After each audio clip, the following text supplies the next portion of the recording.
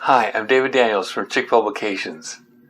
In August of 2000, I had just dismissed my last bilingual kindergarten student, matching him with his mother. It was time to take a month off from teaching because we were a year-round elementary school. I closed the door. Then I heard a voice. Go to Chick Publications at 3 o'clock. I got on my phone. I called my wife, Deborah. The Lord just told me to go to Chick Publications at 3 o'clock. Well then, I think you'd better go to Chick Publications at 3 o'clock. My wife is very reasonable that way. At home, I really thought about the time. I prayed again. I heard, be there by 3:30. I took right off at 3 o'clock. As I turned off of Arrow onto Archibald Avenue, I said, Lord, what's he going to do? Offer me a job? When I parked, I checked my watch. I had arrived at 3:19.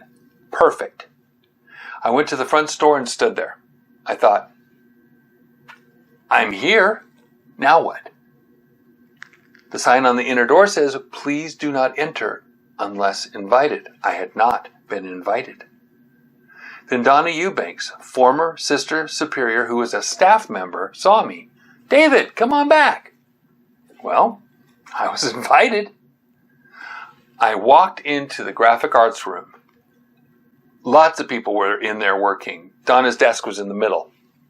We hadn't said a word when, David, come into my office. I want to talk with you. It was Jack Chick. The rest is history. Many of you know this story. I've asked many believers, what would have happened if I had said, God doesn't do that. That doesn't fit my theology. Then I would have missed out on the most wonderful 16 years with Jack, writing over 100 tracks and counting, writing 17 books and editing more. But there's another lesson to be learned that affects us all today. What if I didn't listen at first, then finally at the last minute decided to go? What if I rushed over to Chick, but it was 3:35 when I got there? I could have walked in the front. Donna Eubanks could have seen me. She could have said, David, come on back. All that could have been the same. But one thing would have been different. Jack would not have been there. One of the many things I found out later, and some after Jack went to heaven 16 years later, was that Jack had a habit of leaving at, you guessed it, 3:30 each day. He was pretty close to clockwork when he arrived and when he left. There's more. It turns out that when Donna called my name, lifting up her voice, Jack could hear it through the wall. That's how he knew I was here. And after he went to heaven, his wife told me that she had been the one who said to Jack, you should get David to work with you. Do you see how all that came together? Jack's wife, you should get David. Jack in the office, he hasn't gone home yet, but almost. Donna sees me, not speaks, but calls out my name. Jack hears my name, he knows I'm here. Jack finds me by Donna and says, David, come into my office. I want to talk to you. Bam! There was a tiny window of opportunity, and thank God I took it. But I don't always take the window of opportunity that God gives. I told you in the previous video about the guy at Costco gas. What I didn't tell you was that I missed it the first time. I was putting the nozzle into my car, and he walked right by, and I thought, oh man, I didn't give him a tract. And then I prayed, Father, if you want me to give him a tract, please bring him back. And he did. That's how I got to talk to him about Marilyn and how she gave tracts and here's one for you, the whole thing. God was merciful that time.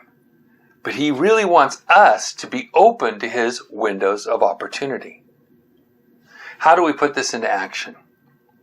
When I am at the drive-thru, I have to really pay attention. If the boss is there with a server, it's a no-go. They cannot be distracted.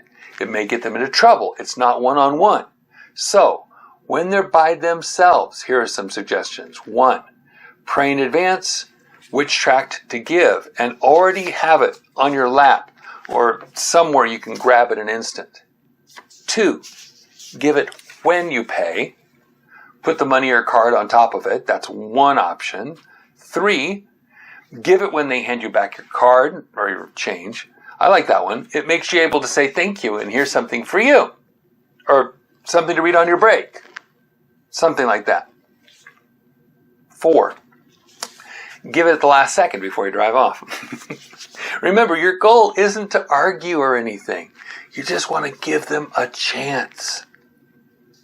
That tract is their chance. Give them a chance. When I'm at a supermarket, they are often in a hurry. Bam! They help you, they hand you your receipt, and they're off to the next customer. So I have to try to have the tract ready in my hand before I pay.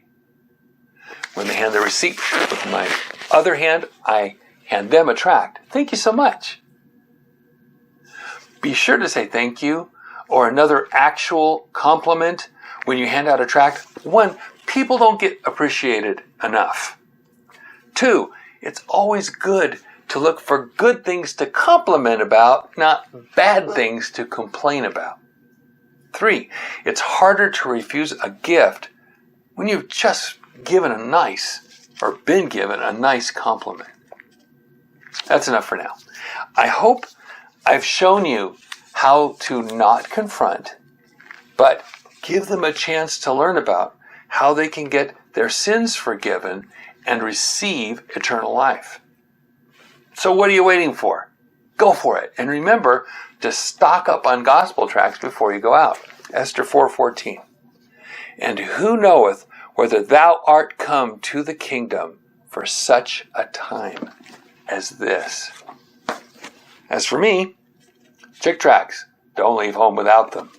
God bless you and have a wonderful day.